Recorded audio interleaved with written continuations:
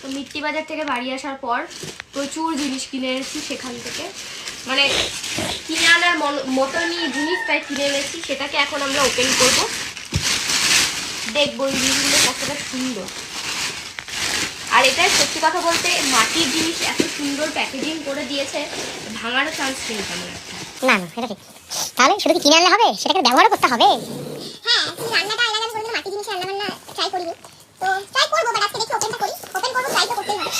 বাজারে গেছিলাম science city যে মেগা ট্রেড ফেয়ারে, মিট্টি বাজার জনপ্রিয় একটি শপ, মাটির গ্লাস দেখি করে দেখো। দারুণ কিন্তু, ভালো না?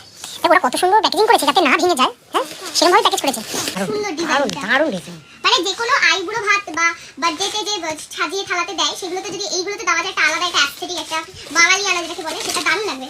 ফটোশুট যে কোনো খুব ভালো লাগবে এগুলোতে। আর এত সুন্দর একটা ডিজাইন করা, সাবেকি ডিজাইন। এইটা একটা বাকি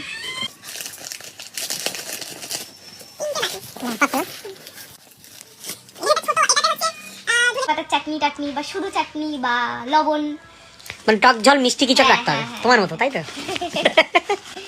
কষ্ট করে। আচ্ছা তুমি যে এগুলো ওপেন করছো, তো এগুলো দেখি আমাকে রান্না করে খাওয়াবে তো?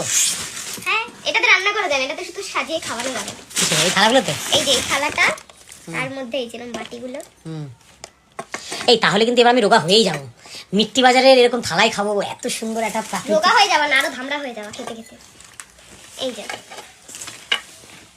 এই যে এই যে এই মাঝখানটায় ভাত দিলাম, ডাল, মাছ, মাংস, কোনো তরকারি, চাটনি, পাঁপড়, এই যে গ্লাসে জল। দারুণ ব্যাপার।